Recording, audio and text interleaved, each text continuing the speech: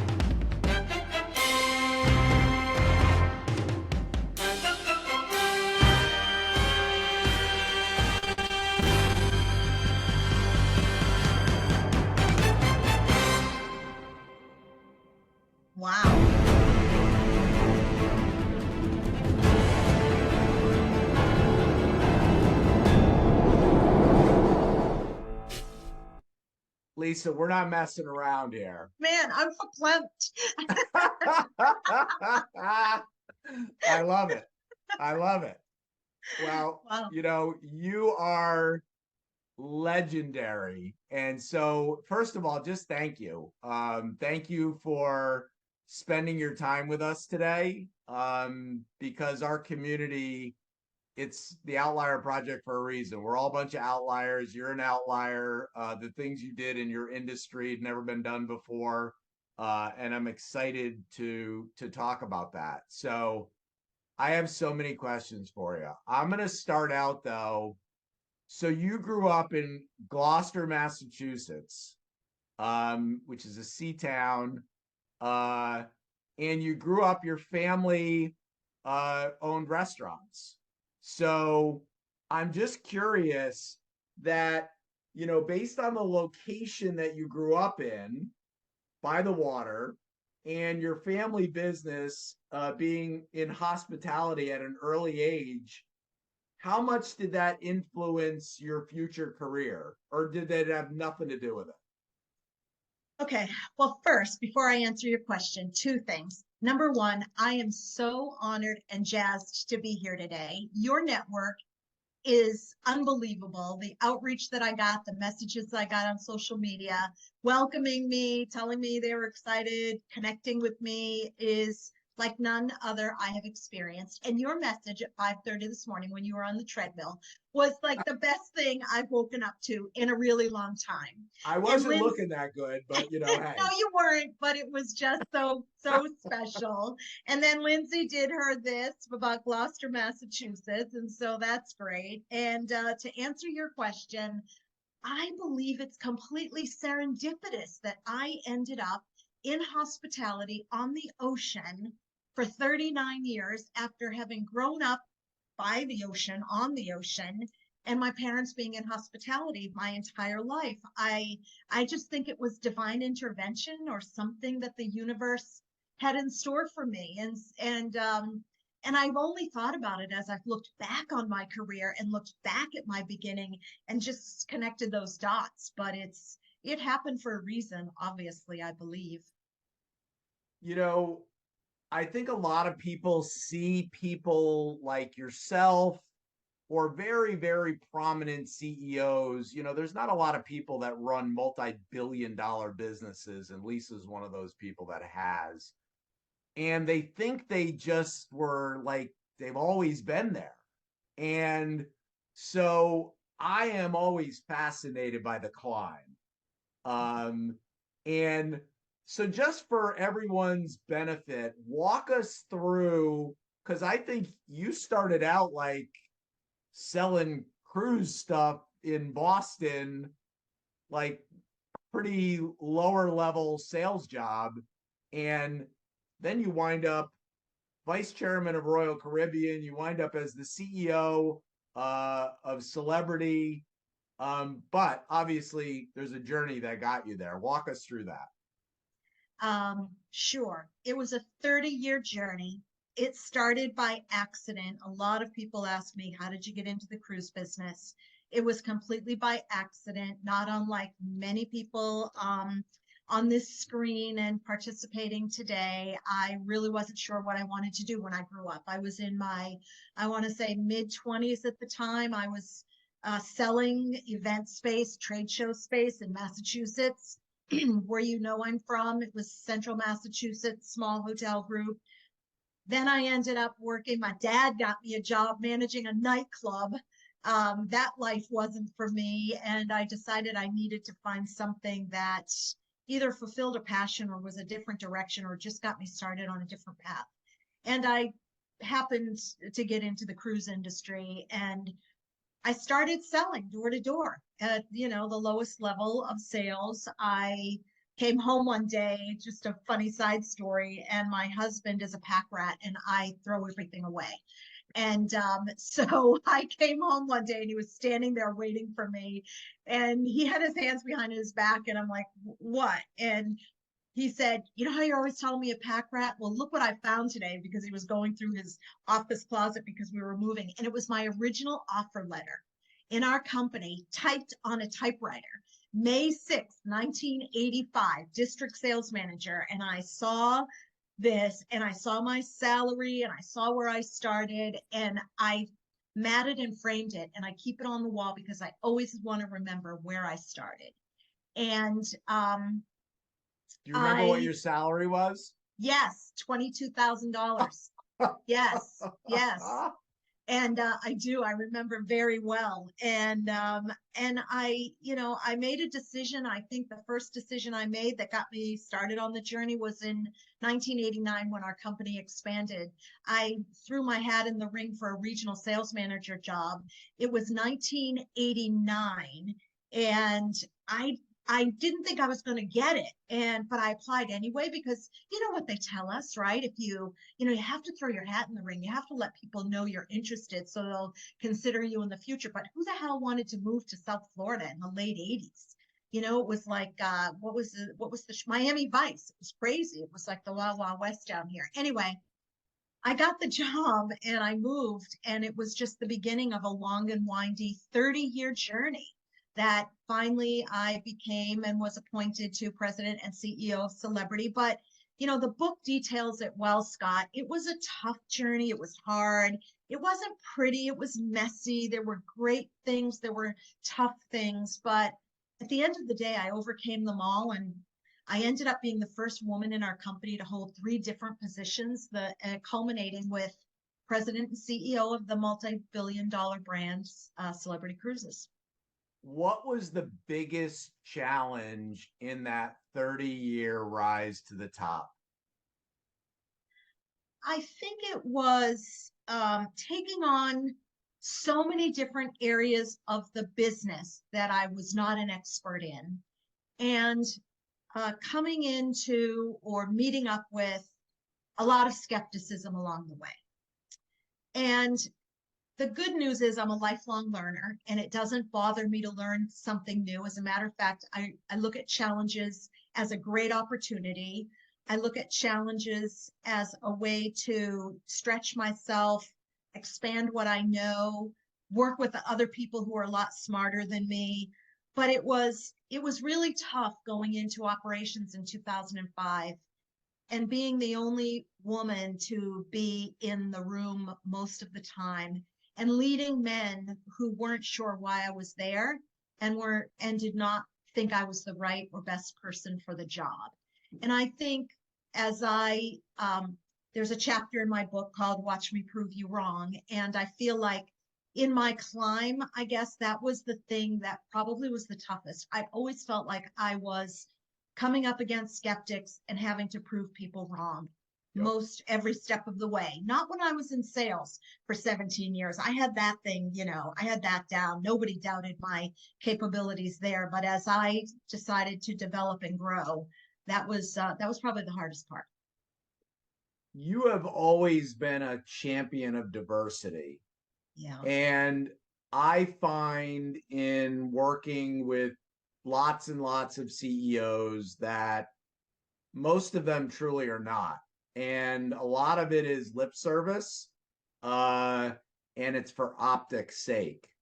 Um, but you recognized, and maybe it was because gender diversity was just something that was a big part of your life, but I think you really embraced diversity. And it was one of the reasons, one of the things that sometimes gets overlooked is not only was Lisa the CEO of Celebrity Cruise Lines, but she took them to a place financially that they had never been before. And just like unbelievable financial success.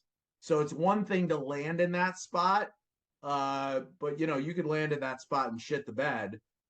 Lisa landed in that spot and just was like, setting records.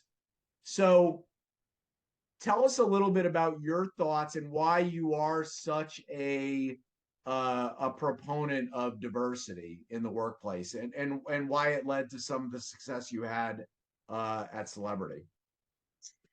Well, to one of your points when you were just speaking, Scott, one of my chapters is be careful what you wish for, because you're right. You can get the chair. I worked 30 years for the chair. I finally, after being told no 3 times, got the appointment to the chair. But then you're in the chair and you're like, holy crap, what do I do now? Be careful what you wish for. And there were many before me who met with some success, but limited success. So I had to figure out my own way. And I did that in a lot of different ways. But the reality is, and anybody familiar with the cruise industry knows that it is a very diverse industry. When you walk on one of our ships, you've got more than 70 different countries represented. I have traveled the world, and traveling really changes you as a human being.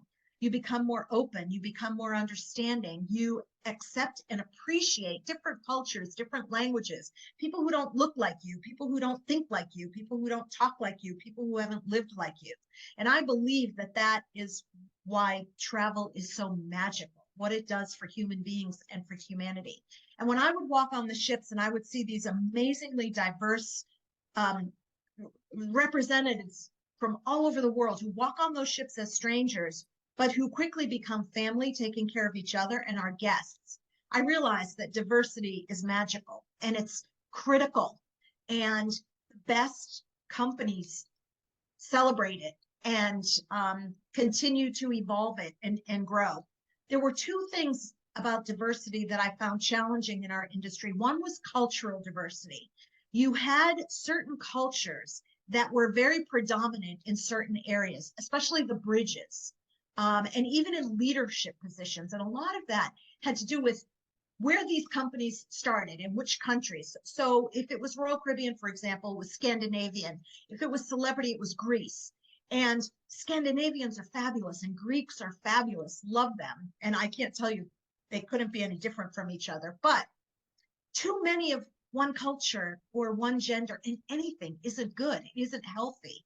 It doesn't, help you progress. In some cases, it wasn't even good for safety, because when people are, there are so many, if there are 98 people on the bridge and 98% of them are Greek, then they're going to, go back to their language, which is more comfortable for them, when our universal language is English and you have to speak English for maximum safety so everyone understands what's going on. And then, of course, there were no women. I mean, none. They were, I think on the bridges when I started, there were 3%. When I left, there were 33%, but only 2% of the mariners in the world are women. And so I just believed that, why don't I take this amazingly diverse culture and focus on the things it still needs within its diversity to be more successful? And I believe, to your point, Scott, I think in our earlier conversation, the numbers don't lie. Right. And so when you think about all you were able to accomplish, financial performance is one of them, but employee satisfaction is one of them. Guest satisfaction is one of them. Safety metrics are one of them. So when you look at all of these metrics that we're judged on every day, and you're hitting historic highs in all of them, it's, cause and effect. There are a lot of reasons that happens. And I believe that all of the improvements we made in diversity, based on, the things that I believe in and my leadership team believed in, really helped our brand perform at historical levels on all measures. You had a great post. I don't know if it was today, maybe it was yesterday or a couple days ago. And it was about that effective leadership isn't about being the quote unquote the boss. What are the keys as one of the most effective leaders out there? What are the keys to effective leadership? Because you got a lot of leaders on this call. Well, the subtitle of my book is A Woman's Rise to the Top Using Smarts, Heart, and Courage. I believe that there's a unique combination for all of us, right, to become effective leaders. Those are the things that worked for me. And when I talk about smarts, of course, you have to have some level of intelligence to get from one place to another. But what you really have to do is be smart enough to know that you're not smart in everything, and you don't need to be the smartest person in the room. And I believe effective leadership comes from acknowledging and respecting what other people know that you don't. So when I came into these skeptics that said, why are you my boss? I'm the captain of a ship and you've never driven a ship. I said, you're right. But, I respect what you do. I applaud what you do. I can't do what you do, but maybe you could admit the same thing about me. And then this can be a mutually beneficial relationship where we all learn from each other, grow, support each other, and have success together. And then in 2005, I think I learned the heart's part of being a leader, because that's when I took over operations for the very first time. And that's when I realized that this group of 20,000 crew members from all over the world, who left their families, who left their children, who left their friends for months at a time, needed I needed to inject heart into our operation because the cruise industry is very militaristic and it's hierarchical. People have stripes on their shoulders and all of these. And I see Audra and Lindsay shaking their head yes, for those of us who might know the industry a little better than others. These people who accomplished certain things and got these stripes on their sleeves and their shoulders felt like, okay, their moment had arrived and they deserved respect from the crew because of the stripes on their shoulders. And me, I was all about changing that culture and teaching people and leading by example. That it's like, I don't deserve respect because I'm the CEO.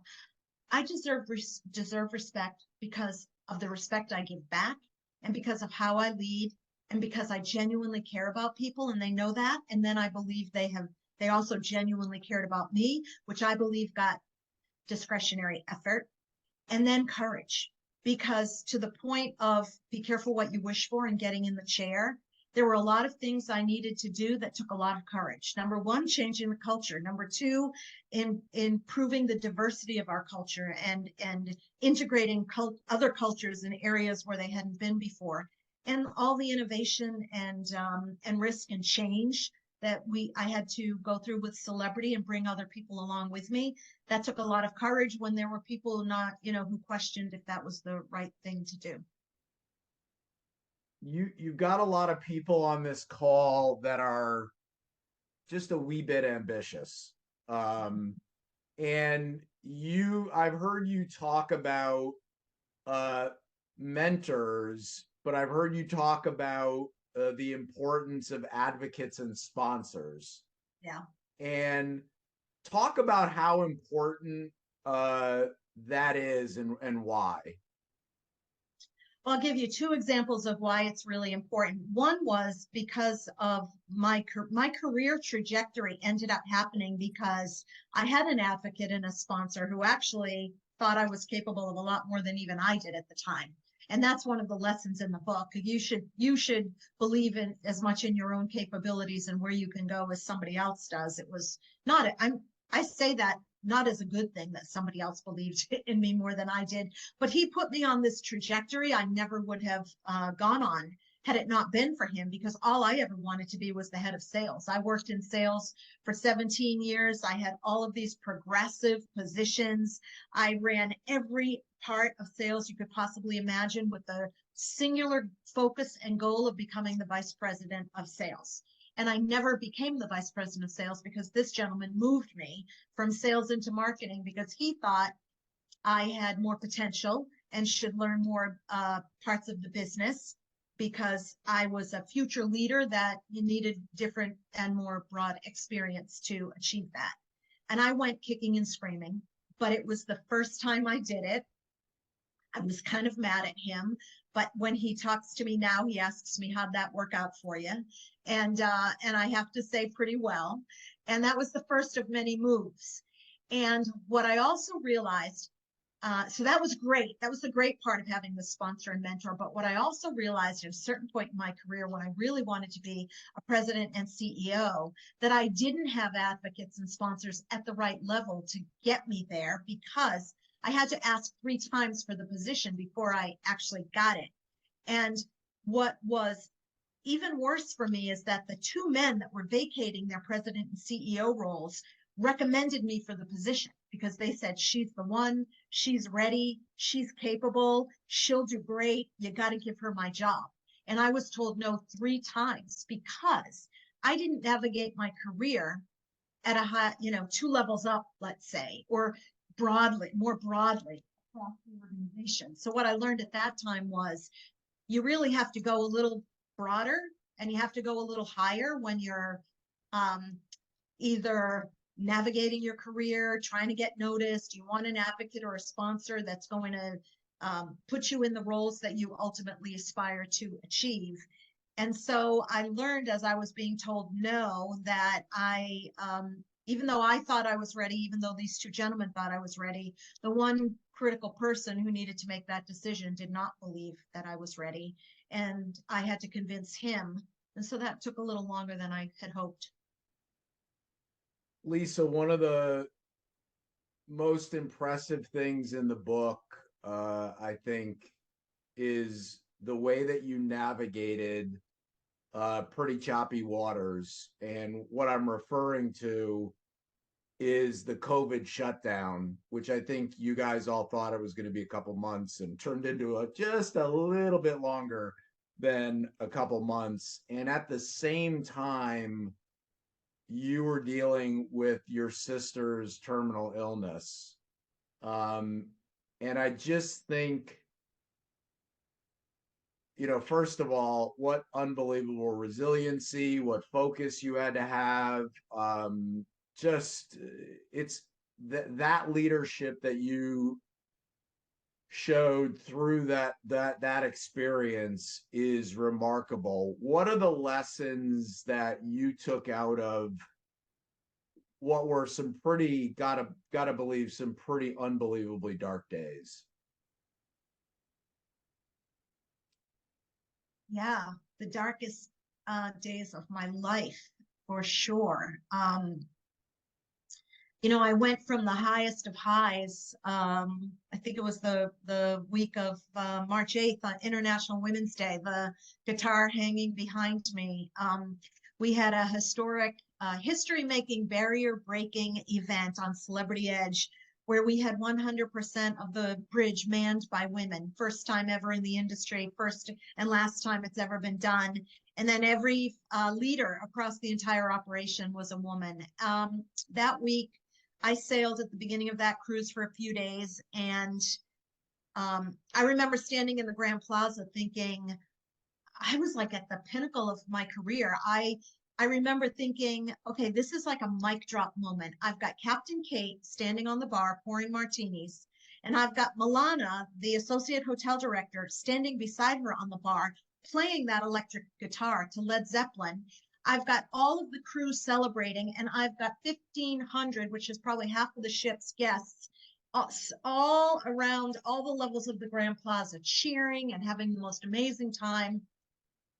We launched Celebrity Edge, this transformational ship, just about a year before, won all kinds of awards, financial performance we had never seen before. And I remember thinking, okay, mic drop moment. I can drop the mic, walk on this ship, call it a day, and I will have accomplished more than I ever thought I would accomplish in this lifetime. I got off the ship in the middle of that week, and I went, and we all know that was right around when this whole COVID thing, we didn't know what it was or what was going to happen.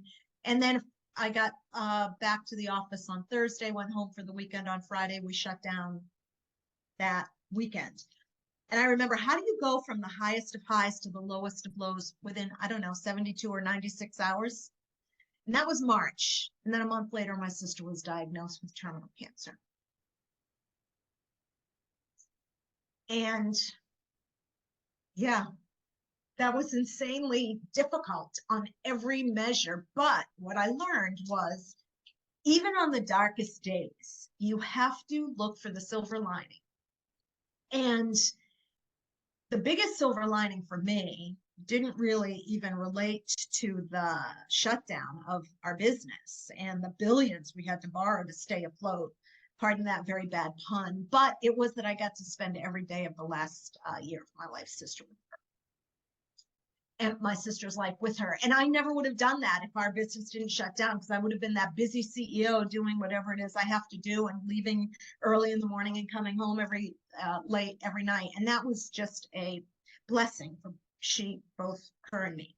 She lived with me, so that was really great. But my sisters, as you will read in the book, if you read the book, my sisters mean everything to me. So that was really tough.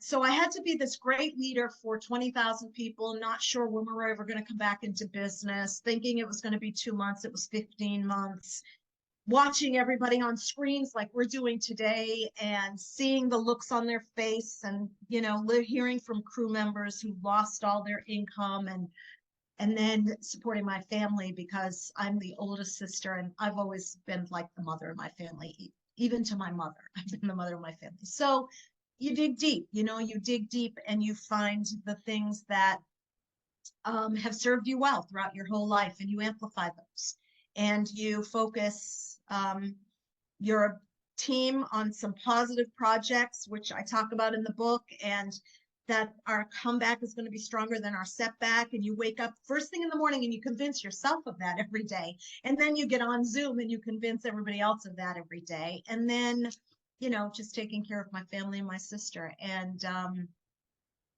I think you don't prepare for that stuff. I don't care what anyone says, right? None of us are going to sit there and say, I have a plan for this. You don't. But what you have to do is you have to pick yourself up and you have to carry on, not for yourself, but for everybody else around you. And I think that's what you learn as a leader, that, you know, you take that unselfishness that you probably tried to practice your entire life and career, and you just put it on steroids. And you get yourself through in the best way you can, but most importantly, you get everybody else through in the best way that you possibly can muster. Thank you. I mean, thank you for sharing it in the book, but thank you for sharing that with us. So many great takeaways there for all of us. So last question for me, because boy, do we have a lot of people that want to ask you questions. You wrote a beautiful letter to, I believe, your nieces, Sophia and Jillian, Yes. in the beginning of the book. Yes. Why did you feel it was important to write that letter to Sophia and Jillian? And I Well, have a suspicion it was to more than just them. Well, it was to more than just them, but you know, I don't have children of my own. But my sister has these children, these girls. So I told you I'm the oldest of three sisters, and my sisters were always and always have been so important to me. And I'm a woman who has done things that a lot of other women in our industry have not done. And while you think about your career and you think about all the things you're accomplishing, my family means everything to me. And I always wanted these two girls to be proud of their auntie. And my sister was very generous with these girls. And so, you know, she would always say if she wasn't going to do something for them or let them do something, it was always go ask your aunt. So we're incredibly close. And my nieces are in their early to mid 20s, 23 and 25. And when I was thinking about, every author has to write an introductory letter to their book. Maybe many of you already know that because you're authors. And I'm thinking, how do I do this? How do I write this introduction? And the first thing that popped into my head is I want to write a letter to my nieces. And I want to tell them why I wrote the book. I want to tell them what I learned, and I want to tell them what they mean to me and what I hope this book means to them and anybody else who reads it. Because honestly, at the end of the day, I hope everyone loves the book and I hope everyone learns from the book. But these two young ladies are the most important young ladies in my life. And I wanted them once again to be proud of Auntie. But to your point, yeah, I wanted other people to also understand why I wrote the book, why it was important to me, and what I hope people get from it. Lisa, you got to be the coolest aunt on the planet. They've got to be cheering every day, like, oh my God, I can't believe how cool my aunt is. Thank you. And you know, I don't usually give myself a lot of credit for anything, but honestly, Scott, I am like the coolest aunt in the world. I mean, it's like my environmentalist niece got to go to the Galapagos for her high school graduation gift, and Auntie took her there. And my other niece graduated from high school, and she got to go on Celebrity Edge to Europe because she really wanted to see a lot of places in Italy. And so, yeah, so Auntie took the whole family to Italy for her graduation. So, yeah, I'm probably the coolest aunt. And I feel like feel like you and I are getting pretty close. So if you ever want to adopt me, you know, and my wife, because she's on the call, we're open to adoption. She is on the call, I think. I saw her name. Yes. All right. I'm going to preface this because Audra could be the most enthusiastic human being on the planet. That this message is not for Audra. This is for everybody. We have a ton of people who want to ask questions. So make them tight. But we are going to start with Audra, who worked in the cruise industry, then played 12 minutes of professional soccer, according to her. But she's one of my favorite people on the planet. So Audra Esper, you're up with Lisa. Oh my God. Lisa, I'm such a fangirl. Like I'm fangirling out. So, and I had like 17,000 questions, particularly cruise based, but you've addressed like all of them, that particularly the bridge and the male egos and overcoming that. It's just, and your answer was so simple. Like you're an open book and all of a sudden they're like, oh, anyway, but that's not my question. So in your world, it's so hard because you're sort of not up in your ivory tower, but in a way you are. You're in Miami. And then if you go out to the ship, obviously everyone knows who you are. Or if you go to your Australia office, everyone knows who you are. So if you come into contact with someone that would maybe be considered like lower level, like that doesn't have access to you all the time, or like constant FaceTime, what is a way that they can like stand out to you? Because they might get like 5 to 7 seconds with you. Everyone knows you. So everyone knows that if they make a good first impression with you, that could help their career, particularly in the cruising industry. So are there certain qualities and things that you look for, or that stand out to you, that that make someone memorable, and you think back, well, I only had like 10 seconds with them, but I remember that person. And then the part two of the question is, let's say there's like, maybe manager and below, but they're with you in the Miami office. Are there qualities that stand out to you, or maybe, like you're thinking, like maybe they're not there yet talent wise, but you see this X factor in them? What makes someone memorable to you? Well, I think it's what you just said, that this X factor, but I think people need exposure to you for you to be able to see, see that X factor. And so I tried to be on the ships often. I was always engaging with the crew. I would stop and talk to the crew all the time. The biggest compliment somebody that comes back from one of our ships can tell me is everyone in your crew knows you, and your entire crew loves you. And that is, that really, it speaks to how I try to lead. And I always wanted to make sure that people, when I walked onto ships in 2005, one of the things that really, really bothered me is how intimidated the crew is by leadership that walks on the ship from Miami. And you know that, and very well, having spent as much time in the industry. And I'm like, I've got to change that. I do not want anyone to ever be afraid that I'm coming on the ship. And what ended up happening was everybody out in the fleet wanted me to visit their ship, wanted me to sail with them, wanted me to take my vacations. Usually they're like, oh my God, no, she's coming. And they tremble in fear. So the first thing you have to do is make people really comfortable. And even shoreside, I would always try to have managers participate, managers present. I would interact and engage with as many levels as people as possible. My favorite people on the ships were the cleaners. They're in the shadows, but they're keeping these ships meticulous. It's the lowest level on the ship, but I stopped and talked to every single one of them and said thank you. And then I would sit in the restaurants, and the people that actually had fun with me were the people that I enjoyed the most, versus people who were a little intimidated that they were serving me. So I think it's really your style. I think it's how open you leave yourself. I think it's how much you're paying attention. And what I also tried to do is, because I can't see everyone, is tried to lead in a way where I would tell people. One guy came in and said to me into my office, he worked on the ships and he was in my office, and he came in, he had tears in his eyes, and he said, how will I ever be able to repay you for making all of my dreams come true? This guy is Romanian. He started at 18 on the ships as an assistant waiter. He became associate vice president of all of our service, and he came shoreside. He met his wife. He had a baby, and has a baby, Sarah. And I looked at him and I said, do the same thing for others that I did for you. Look for talent, find that, that nugget, and reward them and help them grow, and pay it forward. That's that's another section of my book. I'm a big believer in paying it forward. Awesome. Awesome.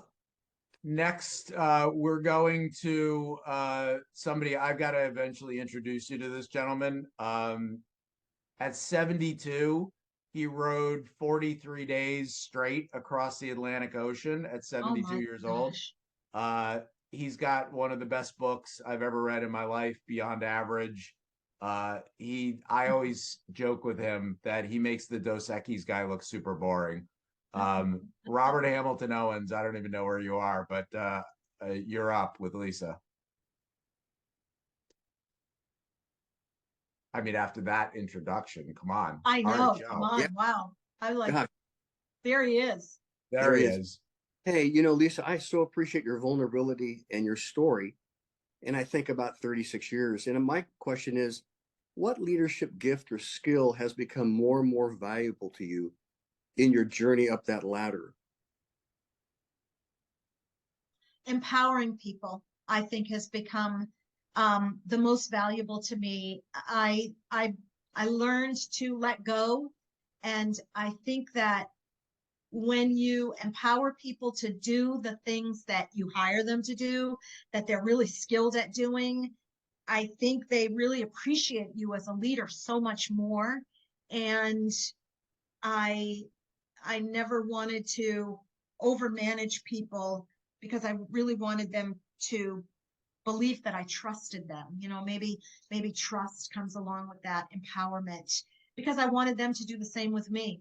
And I felt that, listen, I did so many things in my career. I could always give my team advice on how to handle a certain situation. I was a marketer, I was a salesperson, I was an operations person. I did all of their jobs. And sometimes as a leader, you have to learn, when you've done that, to let go. You're a leader, not a doer. And I think that's the thing that I truly learned on my trajectory, and also then getting into the president and CEO chair. I needed to make sure I had a really good balance there so that I could attract the best people and let them shine. And when you did that, did people have aha moments in their own life, like, I should do it like she does? Or did they still not get it? You'd say, you don't get it.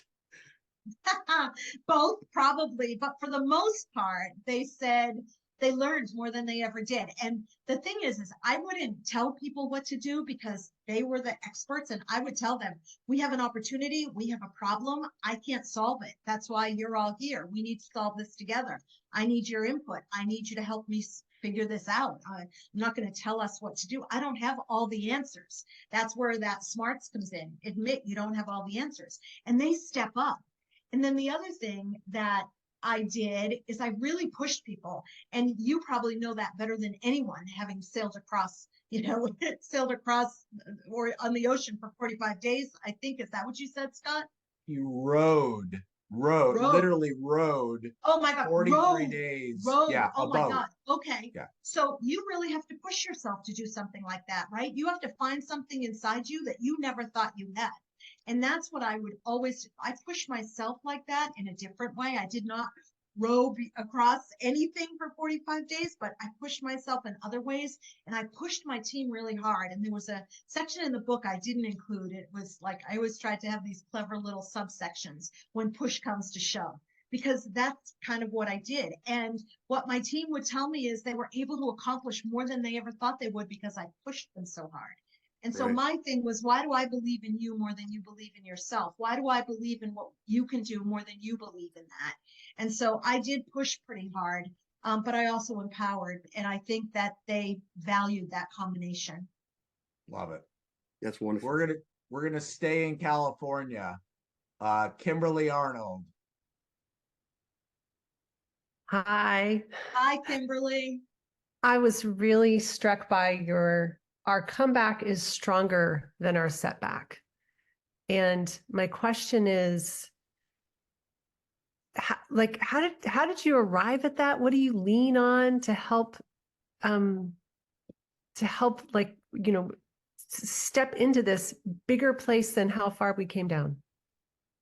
Oh my gosh. Well, it got pretty depressing for me personally. Okay. And I've been described as a relentless optimist. And I don't use that word to describe myself. Other people have used that word to describe me. So when you are a relentless optimist living in the worst days of your life, that becomes a little overbearing for you and uncomfortable. So you got to get yourself out of it. But more than that, I would watch people on the screen. I was like, okay, the entire industry, including other brands in our own company, are just wallowing in this misery, not knowing what day we're going to come back And somebody asked me once, an amazing woman that I'm very close to. She's one of the primary partners at Corn Ferry. And she knows me pretty well, mostly because she tried to recruit me to this other position many years back, and she and I remained friends. She said, how does a woman or person, she didn't say woman, how does a person who has to be in control all the time and who loves control and controls their environment all the time, how are you dealing with this? And I think one of the lessons I learned during COVID is I can only control what I can control. So I'm like, all right, I can only control celebrity. I can only control the psyche of the 20,000 people that I work with every day. I have got to get them out of this funk. I have to get myself out of this funk. We can't wallow in this. It's too depressing. It's too demoralizing. It's too sad. It's too awful. We're all like bummed. Like, what are we going to do? Everything we built has fallen down around us. So I'm like, all right, team. So I said, listen, when have we ever had a 15-month pause?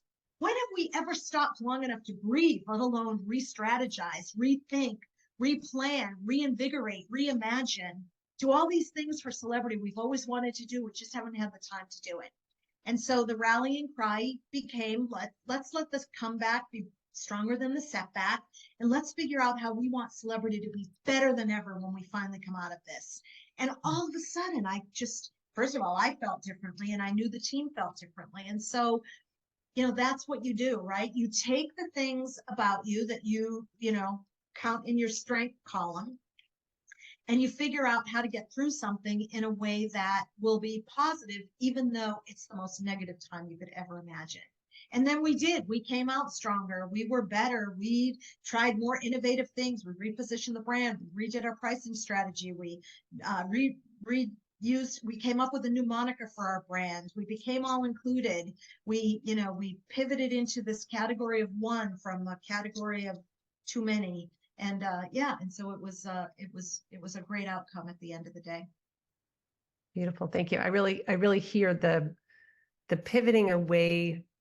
I talk about this a lot, the idea of pivoting away from the point of stress back to the space and everything that's possible. Right. So, exactly. Yeah. Exactly. And things you can control. Let's go to Pennsylvania and Linda McGuigan. Thanks, Scott. This is fantastic, Lisa. Really, really. I feel like we're all really getting to know you. You're so vulnerable and authentic. It's amazing. I just bought your book, by the way. Can't wait to read it. And you probably addressed this in your book, so I apologize if I haven't read your book yet. But when you got to the very simple question, when you got to the top, was it everything you expected it to be? Pretty much, yeah. What I will tell you, though, is I think what I was able to accomplish and the legacy I ended up leaving was even greater than I ever imagined. Somebody asked me once, it was on a new ship launch and I was on the stage. There were three of us, Captain Kate, myself, and the chairman of the company. Someone in the audience said, what is the thing about being a leader that you appreciate the most or love the most? Or I forget exactly how the question was phrased, but my answer was very simple: making a difference. I always wanted to make a difference. And what ended up happening is that I knew that I was going to love being the president and CEO of Celebrity because I love Celebrity so much. It's such a beautiful brand, and I got it to a place of being well respected, not only by customers and our travel partners around the world, but by the board of directors. It was always the brand that couldn't, the little brand that couldn't. For the 20 years the company owned us, it could never perform. And I was the person that changed that. And that was really cool, on so many different levels. And then, of course, the legacy I left around diversity, and all I did for people and underrepresented, and then also in the community.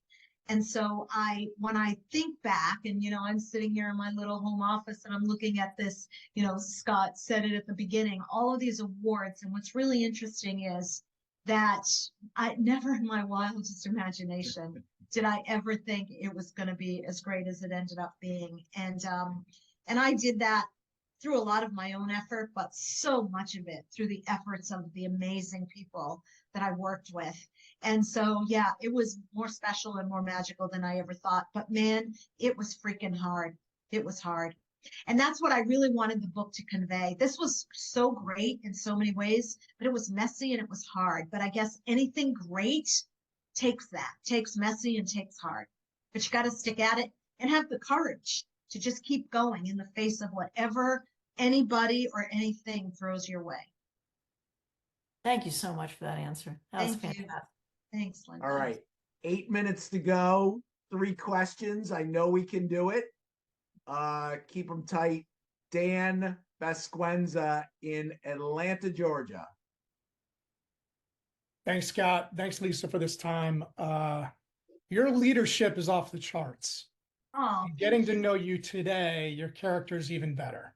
thank you. So we appreciate this. And I just had a comment, a request, and a question. I look forward to getting your book. Thank you for championing around diversity and being ahead of it. My request is accept my LinkedIn request. And we'll have an ambitious absolutely. conversation. I'm confident in that, based around diversity. My question for you, and I hope this is an exciting one, when you haven't done it, why? Dan, we lost you there. Start Oh, again. really? Literally said, I hope this is an exciting one. And then it was like, wah, wah, wah, wah, wah. Can you see me now? Yes. Okay. I was going to say, is there something you think of often that you haven't done yet, and maybe why?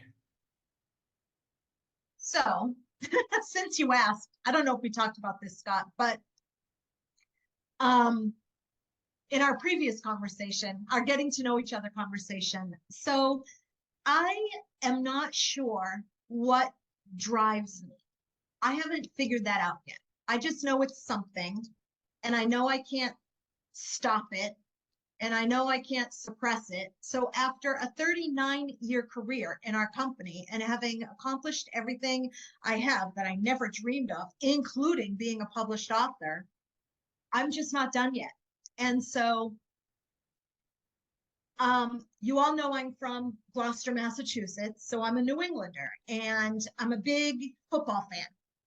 And I follow the Patriots, and I cannot tell you the joy that my family got every Sunday for the 20 years that Tom Brady was the quarterback, watching the Patriots. And it was a thing for me and my sisters. We're the Tommy trio. So when Tom Brady, and Bill Belichick kicked him to the curb because he thought he was done and, wanted to replace him, Tom Brady could have retired. What else did he have to prove? 6 Super Bowl rings, 9 appearances. The guy had nothing left to prove.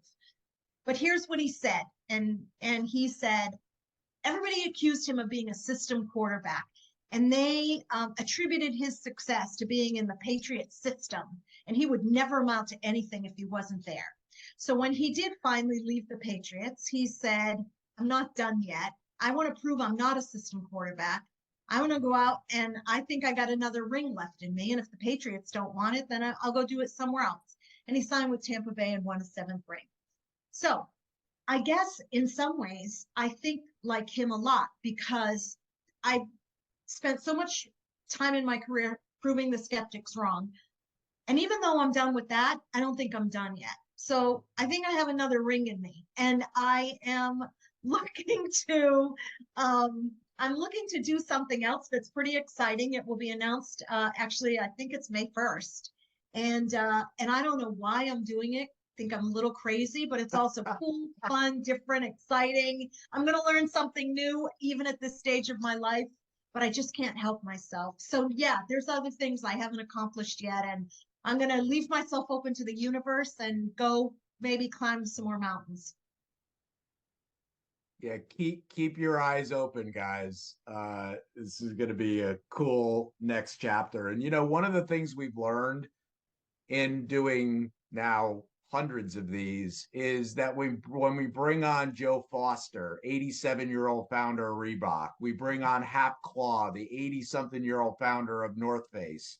We bring on Robert Hamilton Owens, 72 years old. We just had Guy Kawasaki last Tuesday, 69 years old. You know, there's still so much gas left in the tank, and they seem so youthful and vibrant because I don't think people like you shut it down. You pivot, I you do tried. different stuff. It's hard though. You're hardwired for it. Yeah, And no, it'll I keep you tried. young forever. That's right. That's All right. right.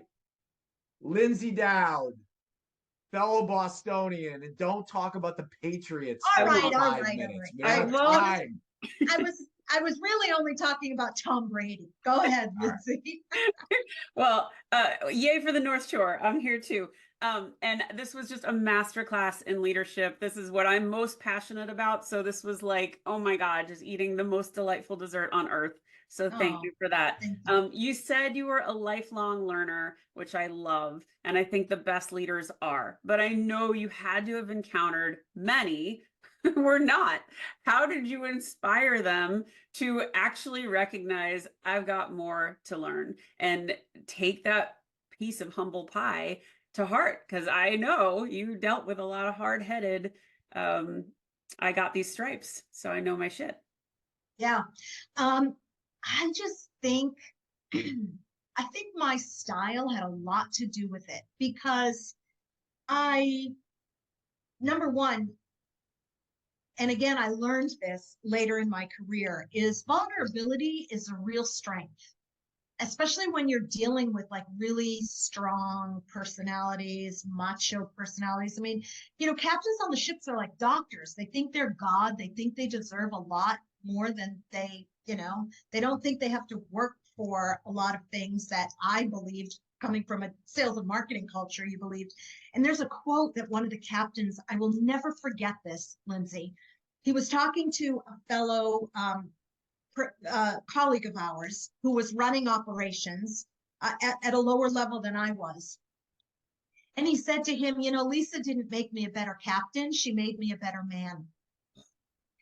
And I realized, wow. And when these men, because listen, I was the boss, I guess, but listen, all the men that I worked with helped me go from 3 to 33%. So I worked with some amazing men.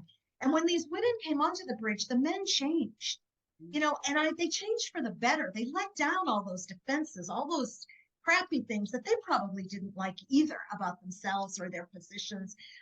I sort of gave them permission to be more human, to be, you know, themselves more vulnerable. And I think that was a benefit that I brought that they appreciated as well. And I think it was a really reciprocal relationship where, and listen, I supported them and gave them what they needed to do their jobs and do it well and keep their crew safe and their ship safe and their guests safe. And at the end of the day, I improved their lives. I improved our brand. And I always believed in improving, I guess, or validating or building your credibility one interaction and one decision at a time. Oh, so well said.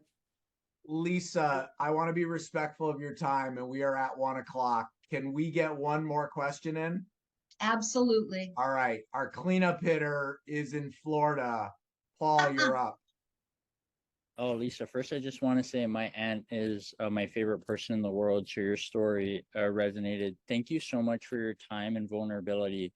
You talked a lot about being kind of a trailblazer in spaces where there was really kind of nobody that you could kind of look to what you wanted to achieve. I'm curious for you, what impact has intuition had on your ascent to kind of where you are? And do you have kind of like a story or experience that really stands out? Because I think for a lot of us, sometimes it's hard to spot intuition. And yeah, thank you so much for your time. Thank you for the question, Paul. You know, we are in an environment where, and I completely believe in this, so please don't misunderstand my comments. We are in an environment where everything is an algorithm. Everything is based on data, numbers. So many decisions are now based on, well, what does the data say? What does the data say? And sometimes, you know, I believe everything is art and science. And I believe that there's not enough value put on instinct, because there are things. I use an example in my book about Edge and when we were coming out with Edge and how we were pricing Edge. And Edge was Celebrity Edge, which is a series of ships that I had the responsibility of designing from the time I came in my president and CEO role. I looked at this series of ships as this was critical for Celebrity because it was going to make or break the brand. If we didn't really win with this series of ships, the brand was just going to languish in kind of this, space forever. So I knew these ships really had to be special. So, the Edge of Glory is chapter 6, and it's all about Celebrity Edge and what we did. But one of the things that we did was we embargoed press before we announced it. And I can't believe how secret we kept everything we were doing on this ship, which is really important in our business because you want to come out with a big bang. And I embargoed press, and I personally presented the ship and all the aspects of it to them myself. And this is a jaded press. So many ships, magnificent ships have been built, and innovation, blah, blah, blah. Every single one of them was blown away. And then the last question they would ask me is, how much are you charging? And I would tell them. Now, what we were charging was way more than what we were charging for any other ship in our fleet. And every single one said, that's all. And I'm like, okay, there's something here. Because if these people are saying that to me, we're not charging enough. So I bring in sales, revenue, and marketing, my heads of these divisions. The pricing is built in, I think it was 24 or 48 hours. We were doing our big reveal. We had our systems ready to go. All we had to do was hit the button. And I brought them all in and I said, team, we're not charging enough for this ship. And they looked at me like I was nuts. Head of revenue said, everything's done. We don't have time to change it. I said, but we only have one chance. And we've done the pricing. It's already X amount higher. No one has ever gone X amount higher than a new ship.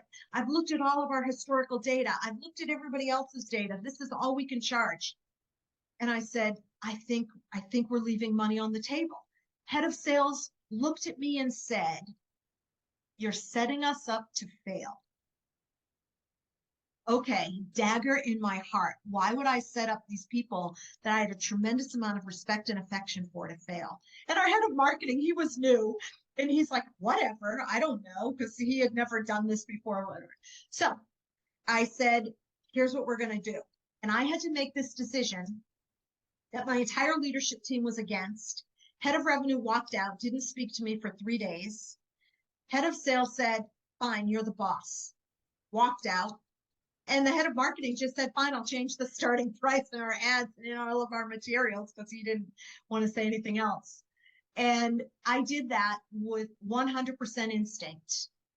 And we opened and we continued to raise prices every day. The demand was so high, over and above what I asked them to change the pricing to. And that's just one small example, but sometimes and I attribute that to my experience. And, it took me 30 years to get where I got, but honestly, and I didn't like the fact that it took me so long, but I believe I believe the time was right, even though it took a long time, because I learned so much that helped me use my instinct for both that ship design that I completely redesigned after it was ready to go to the yard when I first came into the role, and then how we priced it. So much of that was just based on experience and instinct, and just knowing brands and consumers and understanding their psyche and the algorithms. None of the algorithms would have said that those would have been the right thing to do. Such a great way to end a phenomenal hour.